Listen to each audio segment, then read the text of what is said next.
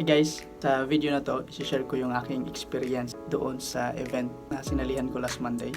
Last April 8, umatinda ko for the first time ng isang trading event. Yung event na yon ay sa The 30-Minute Trader at andoon yung mga coaches nila like Coach Job Zamora, Coach X at marami pang ibang mga coaches. At first, wala ko atuling plan to attend doon sa event na yon.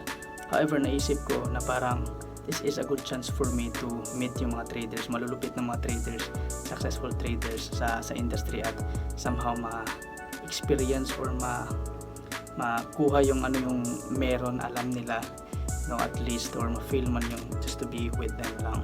Nung Monday, after kong umuwi sa trabaho, pahinga lang ako saglit, then nag-book na ako doon book na ako ng motor papunta doon sa event na yon.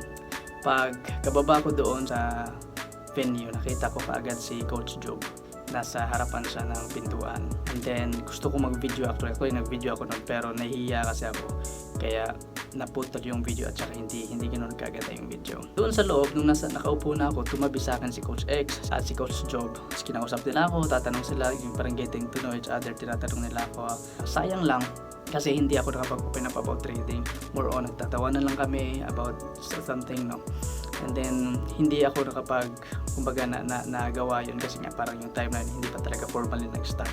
Tsaka nung dumating ng ibang mga tao, na-approach na din nila at kinakausap na. So, sa event na yun mismo, may mga traders na nagsalita about sa success nila. May time na si Coach Job ay nag-review siya ng mga charts at actually nag-trade siya live with us. May kinol siya na trade and sumabay ako sa NZD USD yun. 1:1 lang naman. And so far, nag-win kami doon. May dalawa akong parang na-witness ko sa araw na yun. Dalawang nag-highlight talaga sa akin. Unang-una is yung mga successful rich people ay normal people lang din sila. Nag-usap kami ni Coach Job at Coach Zander. Nagtatawanan kami at nakikita ko sila na parang sabi pa nga ni Coach X sa akin, ngayon nakikita mo na kami, normal lang tao lang din kami, may mga witnesses din daw sila. So parang nakita ko, no, na kagaya lang din sila sa atin as normal na mga tao.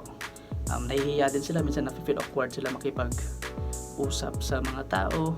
May mga bagay sila ginagawa consistently, yung mga tamang disiplina, at ginawa nila yung mga bagay na yun throughout yung time nila. And then yun, nagbunga yung mga effort nila na yun. Pangalawa is yung mga successful people, gusto nila ay maging successful ka lang din. May one time doon nakaupo ako at tumabi sa akin si Sir Jason sa 30-Minute Trader. Nagta-top 1 siya, nagta 13% siya every month, 10%, 9% every month. Grabe yung motivation niya sa akin. Like, tinignan niya ako sa mata, sabi niya, kaya mo yan, naniniwala ko sa'yo. Paulit-ulit niyang sinabi sa amin yun. Then, pinakita ko yung chart ko, may mga tanong ako sa kanya, nag-usap kami. And then, na-feel ko na yung mga successful na tao, they just want to bring other people's up din. So, sobrang ganda siya sa akin. Dahil na-experience ko yon, baga kung may mga other opportunities pa na gano'n, sasali ako. Gusto ko lang i-video to for my future self, no, to watch this again. And for my generations to come, yung mga apo, mga anak ko, makita nila ito, yung mga videos ko na to, at papatuloy akong mag-video pa rin. Yun lang. Thank you so much for watching, and if hindi ka pa nakapag-subscribe sa YouTube ko, subscribe ka, kasi in the 5 years from now, dadami yung subscriber ko, at least masasabi mo na isa ka sa mga unang na subscribe. Let's go!